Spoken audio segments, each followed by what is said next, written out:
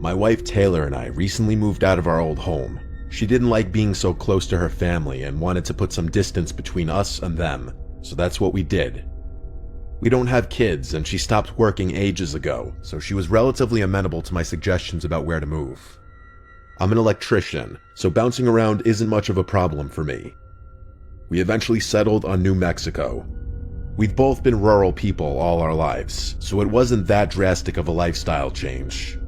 That was about 3 months ago, give or take.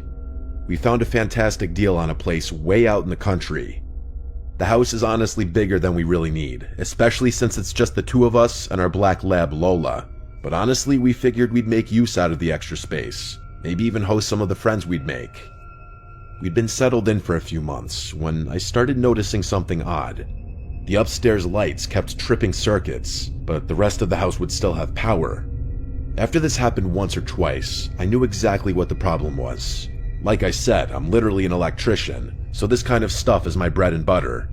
I figured it would be an easy fix, just a matter of rearranging some of the load on the breaker, which in all likelihood was downstairs. Times like those make me happy that I'm the type of guy who knows how to fix things. To be honest, I hadn't spent that much time in the basement since we moved in. I didn't really have a reason to. We'd looked it over briefly when the realtor showed us the place, but I didn't pay much attention. Come to think of it, I don't think I'd been in there one time since then. Anyway, I walked down the stairs and started looking around for the main breaker. The basement was pretty cluttered, and definitely not the type of space that could be easily used. It looked more like a storage room than a basement. Eventually, I figured out where the main was and started futzing around. After about 10 minutes, I realized where the load imbalance was and told myself I'd rewire it when I had more time. At that point, I was about to go upstairs when curiosity got the better of me. I figured since I was down in the basement already, it probably wouldn't be a bad idea to have a look around. After all, this is my house, and it was honestly a little strange that I didn't know every square inch of it. Like I said, most of it was filled with old furniture and a bunch of junk. There wasn't anything particularly interesting down there, and I eventually concluded that trying to transform it into a usable space would be way too much of a hassle. That's when I noticed something odd. In the far corner of the basement, behind a stack of old wooden chairs, was a large metal door. It was strange because this wasn't just any door. It looked industrial grade. It was also a lot taller than most normal doors would be, and seemed pretty thick too. I walked over to it, and my suspicions were confirmed. It looked like the type of door you'd see securing a walk-in safe or some kind of panic room. My first thought was maybe it was a tornado shelter or storm room or something, but that would be a weird surprise.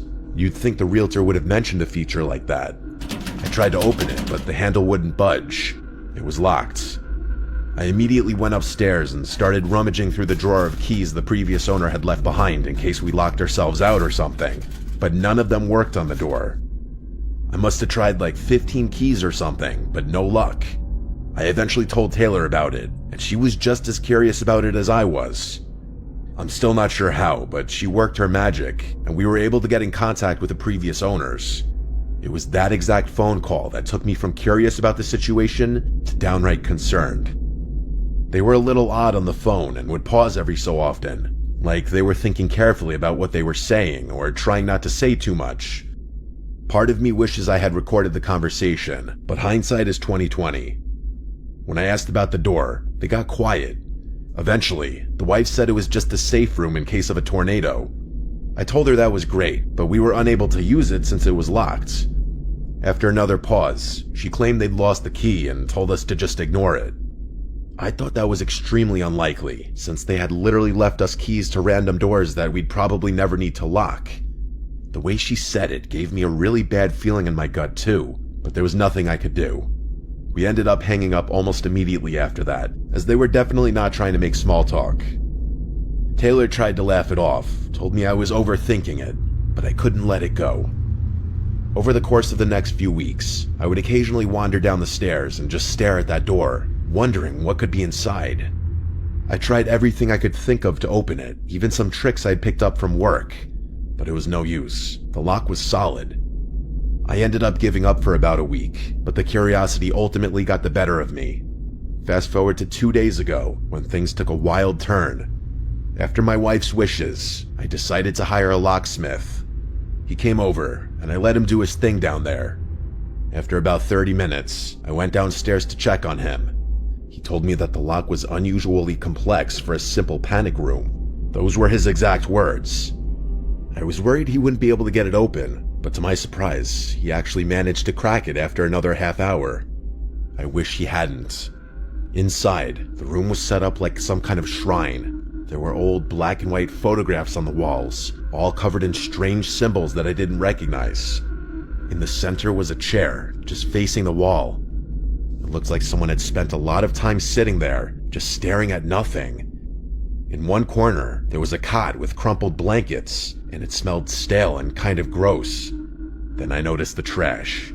Empty chip bags, crumpled water bottles. The realization smacked me in the face. Someone had actually been staying down there, and not that long ago. I was dumbfounded. I didn't think the situation could get much worse, but of course, that's what happened. As I was trying to take it all in, I noticed a second door on the far right side of the room. It was small and half hidden by the minimal light, but it was there. I opened it and realized it led to a set of stairs that led to the cellar door outside the house. I felt like such an idiot. I hadn't even had the foresight to check the cellar door when we moved in, since I just assumed it led to the basement. In all the time we'd lived here, I had never even opened it. My bewilderment at the whole thing soon became terror. Someone had literally been living in my house for who knows how long. Things started clicking in my brain. Since moving in, my wife and I had noticed a few weird things that we couldn't explain. Most of the time it was just things going missing. Until that point, I had just assumed my wife had misplaced things, which she did have a tendency to do. This discovery changed everything though. Someone had been living in our house. I had to repeat that thought a dozen times in my head before I could fully wrap my mind around what was going on. I didn't know who had been in there or why, but I knew I didn't want them coming back. I tried calling the previous owners, demanding an explanation, maybe even threatening legal action, but they wouldn't pick up. Either they disconnected their number or they just didn't want to deal with it. Taylor was freaked out, and I was too. That night, I took some heavy furniture and barricaded the cellar door from the inside. I found a heavy-duty looking chain and padlocked it shut for good measure. I didn't care what it took. There was no way I was letting someone sneak back in through that door. The police came and took down a full report before leaving, telling us they'd do their best to try and get in contact with the previous owners. We even called our realtor, who was horrified and said she'd assist the police in any way she could. That night, as we were getting ready for bed, we heard it. There was a loud bang on the front door. Lola shot up, barking like crazy, and we both froze. Neither of us moved, just staring at each other, listening. After a few minutes, the banging stopped, but then we heard small rocks tapping against our bedroom window. Taylor held on to Lola, and I went to look out the window. Taylor begged me not to, but I was furious at that point. In my mind, I was preparing to fight whoever was out there. I grabbed the baseball bat from under the bed and yanked the curtains away from the window, but I couldn't see a thing. We thought it was over.